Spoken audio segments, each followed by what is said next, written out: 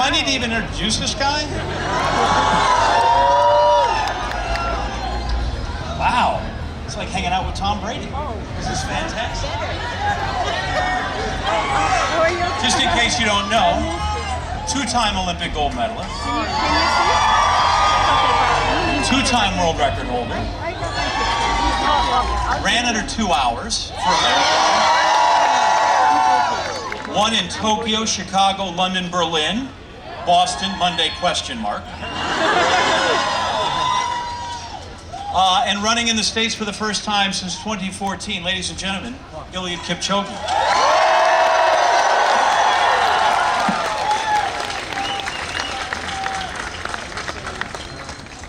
Is this how your life is every day?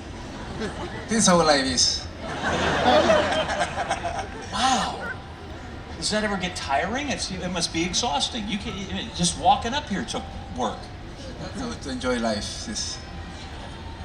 Before we get into running, I want to talk about something that I know you're passionate about because we're sitting right in front of and just behind us, the Boston Public Library. And you are building a library. Tell me about your library project.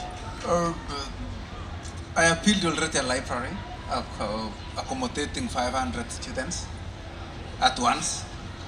So it's a huge library actually from the primary, secondary school, even kindergarten. So it's all round, and you know education is the key. That's why I love education, and that's why I dedicated the library to my community. I have a plans to construct another 47 libraries across Kenya. 47? Yes. And how is it that that's on your heart? How is it that became something that was passionate and you wanted to do? I am a good reader. I really read books, and you know I discovered that if you want to get knowledge, it's inside the books, and that's why I venture into library as one way of giving knowledge to the general public. What are you reading right now? What should we know? For now, I'm reading a book called Delta U. It's about change. It was written by a Canadian teacher. It's called Tan Too Good. It's about change. They say life is about change. Change. You press on, and change every day. That's a life. Mm-hmm. Yes. And just, if I could, one more question about the Kipchoge book club. Like, do you have a favorite book? My favorite book is Who Took My Cheese? Who Moved My Cheese? Yes. How come? It's a small book, but it really teaches about change. That's why in this world we need to change. You know, status quo always, I define status quo as a mess we are in. So we need to change, and life will continue. Technology is coming, everything is going on, and you know, that's change. Yeah. So then let's talk about the change in the last decade. You ran Chicago in 2014. Yes. Haven't run a marathon in the States since then. How are you different than the guy who ran the 2014 marathon in Chicago? I think I am different because I respect humanity. I honor the humanity. I treat marathon as profession. And you know, the world is going towards marathons. Above all, you know, your health is your wealth. That's why I'm saying, let us make America a running country. Not running health.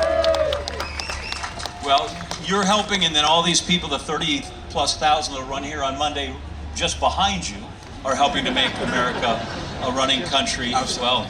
Because they'll be behind you. I said earlier, I feel like you've chased more motorcycles and cars in races than you actually have people. And that's why the world is actually comprised of people. And you know, without people, then there is no world. Have you ever had a close call? Have you ever had somebody turn the motorcycle turn the wrong way on you, or not go fast enough for you? No. You ever had to go hurry up? Okay. Tell me then. I think what a lot of people here want to know: why Boston and why now? I think the right time is now. They always say, when the time comes, that's the right time. So the right time is Monday to run in Boston. Secondly is that I wanted to be with the people of Boston to commemorate what happened 10 years ago and tell the people that, hey, we are brothers and sisters, let us live together. And you know, with the spirit of humanity, we live together. So let us live together and spread peace. That is wonderful, and right, that lasts a lot longer than 2 minutes, 2 hours and 1 minute, or 2 hours and, right? That message can be taken away long after everyone crosses the finish line. I get a feel for it right now, but what is the reception you've gotten since you've been here? It's awesome. It's wonderful. These people are good. These are running community. And you've run into people. You've been doing some of your runs before the race here. What have you encountered? I've been running actually around the lake. You know, Yep. Actually meeting many people. Discover Boston is good for running, and everybody's happy. So at the back of my mind, I know this wall actually will become a running wall. Only seeing the signs, what's going on the road. So you've obviously seen a course map. You've kind of driven around the course, but you haven't run the course. I don't know if that makes a difference or not. What do you have? How have you prepared for what is an unknown 26 miles? I have run in my mind. I have gone through with the car, but I have run in my mind. It's the only time which is to put into practice on Monday. Yes. Dude, I run in my mind all the time. Mind is the key. If you run in your mind, then Right. other things can come in, can control your body. I thought maybe I had a chance, but I don't know that my way is doing it. The marathon is different because obviously you have to respect your competitors, but you also have to respect the course and the distance. So when you go to the line, how do you kind of put that all together so that your mind's in the right place when the gun sounds? I respect the distance. I respect the course of Boston. I respect the competitors.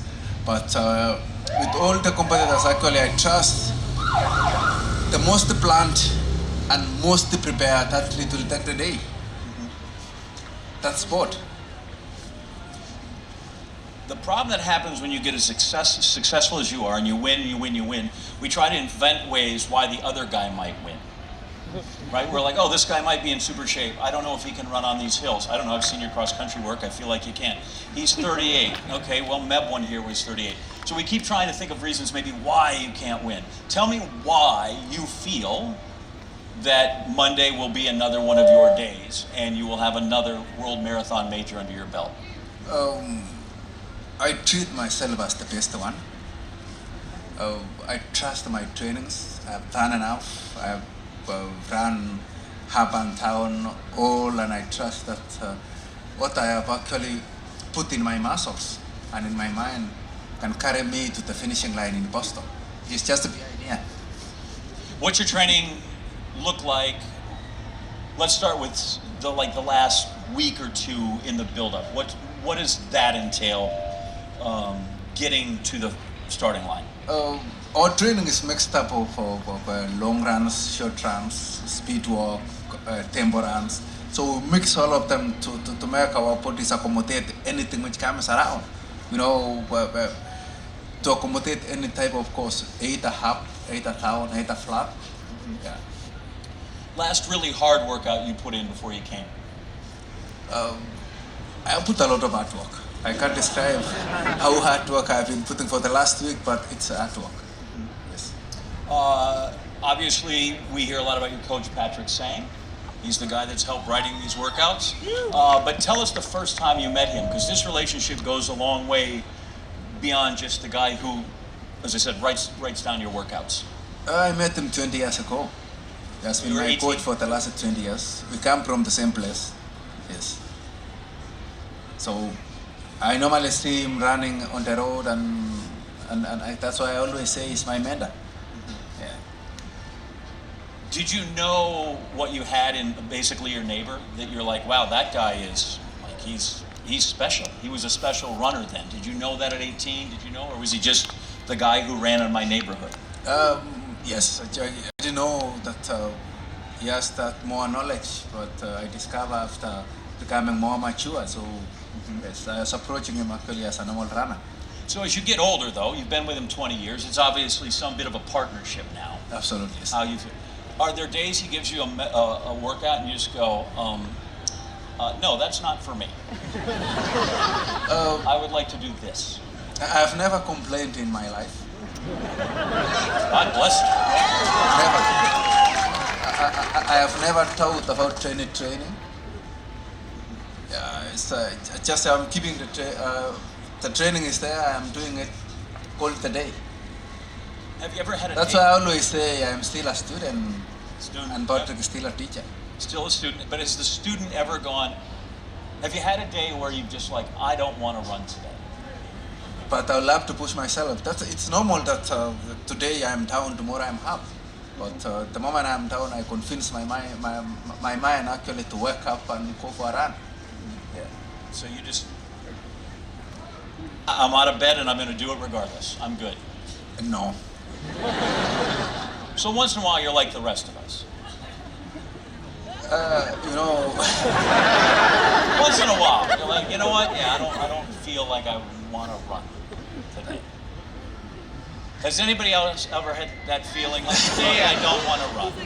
Okay. something is that thing is there, but you should ask yourself at the end of the day, what have you done? Sure. So if you want to make yourself more comfortable, less stress, then do the right thing at the right time and do what's in the table. You're 38 now. Yes. Tell me the first time that you knew you were good at running. I don't know, and I'm growing every day. Yeah, I'm growing every day. I didn't know I will run marathon. I didn't know I will run half marathon. I didn't know I will break a world record.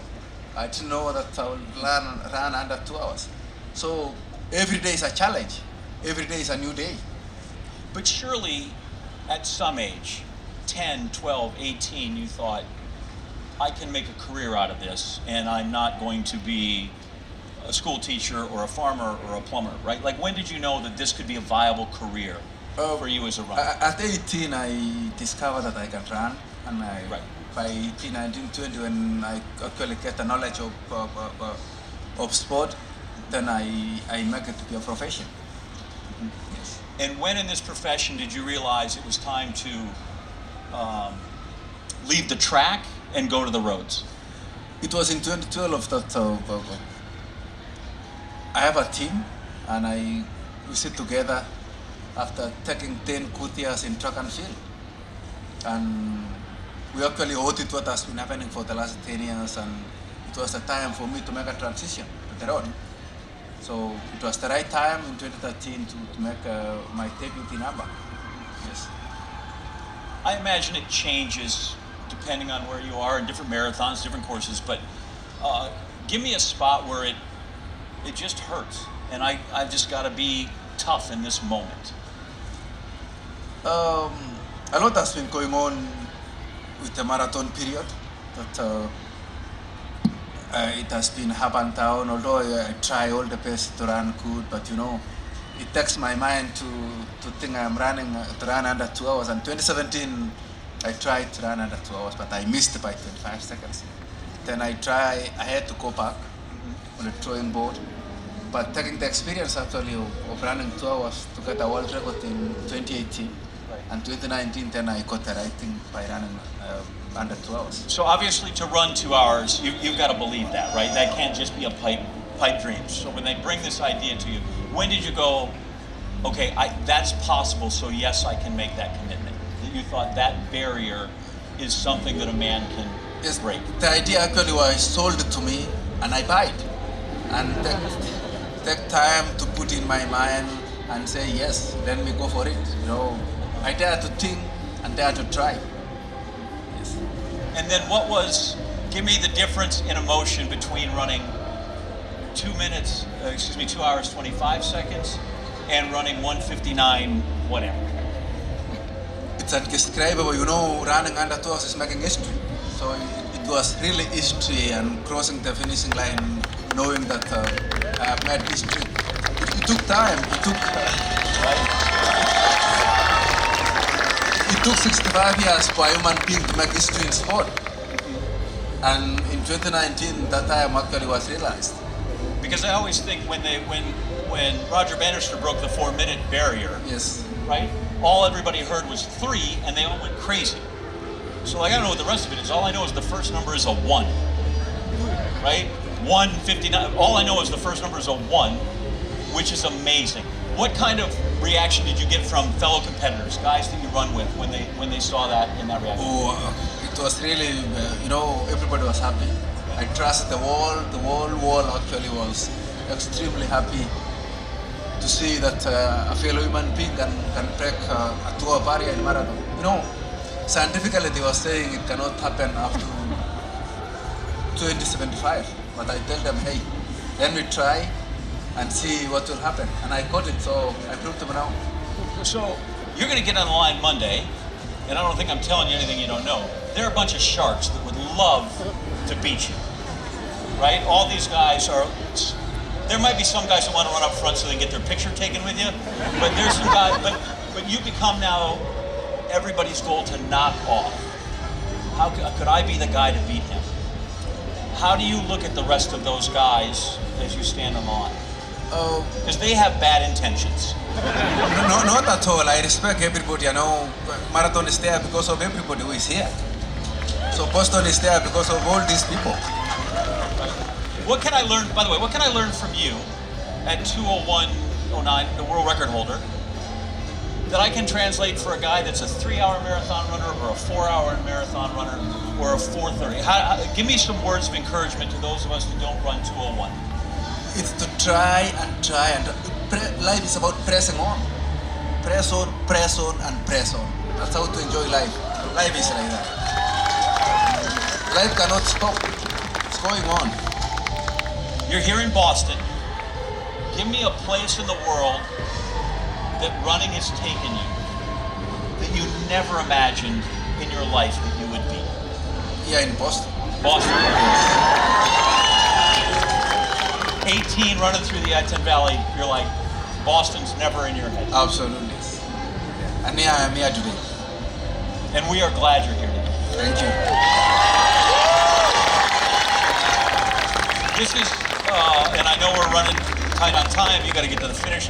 By the way, the demands on your time, and you've been gracious with everybody here in BAA, and where you've gone is fantastic.